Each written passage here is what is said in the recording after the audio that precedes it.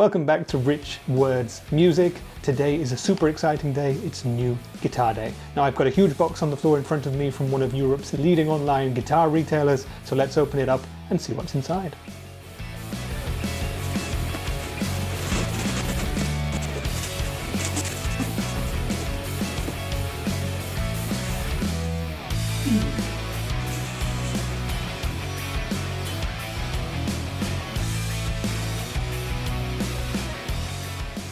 It's a Harley Benton DC Junior Fat in Ferris Blue.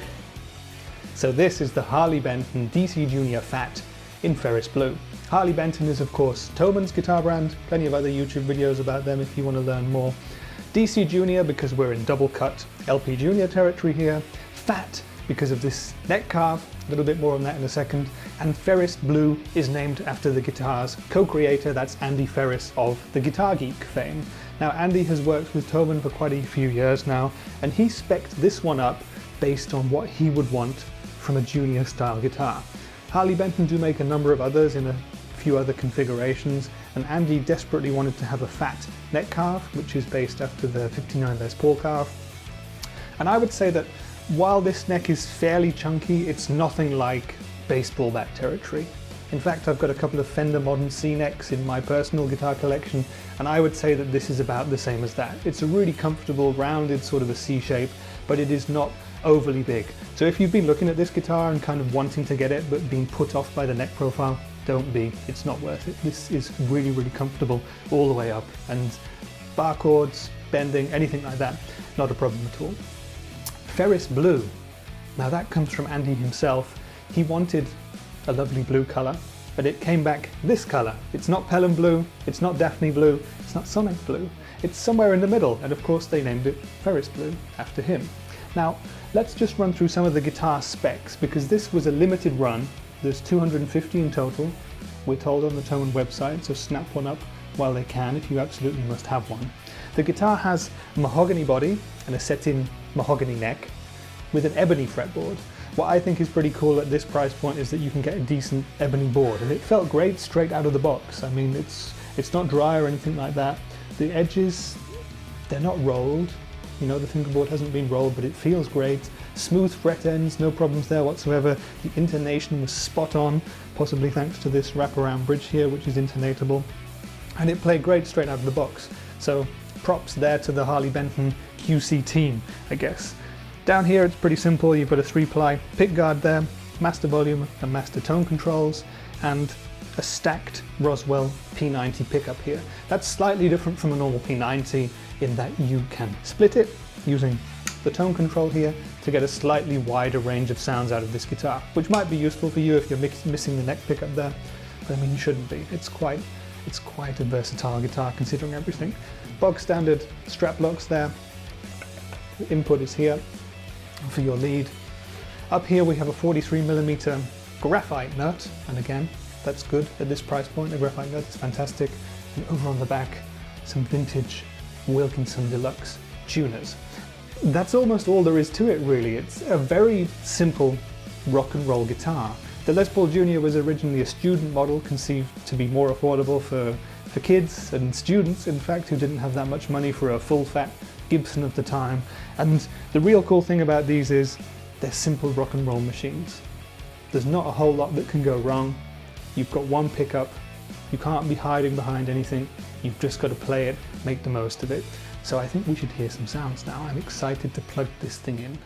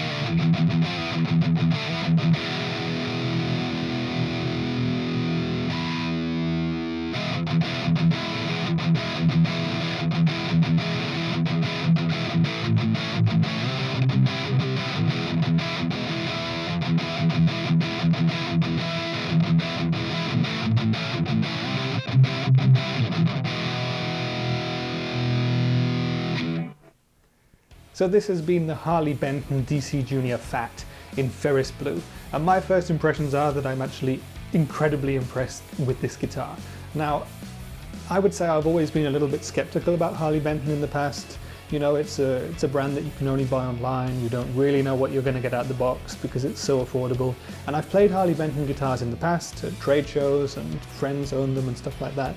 And I've always been impressed, but like I said, you never know what you're going to get when you order one for yourself. But when I saw this one come out in Andy's video, I thought, oh wow, that really looks like it's going to be up my street. The color's fantastic, it's got great features, and the specs look wonderful for the price.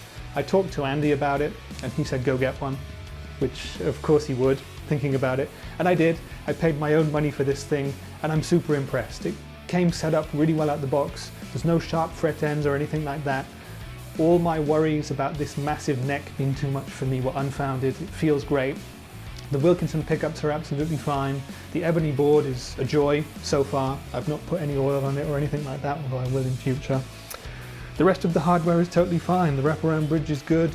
It's all super cool. The one thing I might consider changing in the future, although I won't yet, is the stacked Roswell P90 there. Now you've got a lot of options with this pickup, and it sounded great to my ears for clean and crunch stuff. But of course there's always the option to put in, you know, something more expensive like a Seymour Duncan or a Lindy Fralin or something like that. There are guys out there who swear by original P90 pickups and everything that comes with them, including the massive amounts of background hum.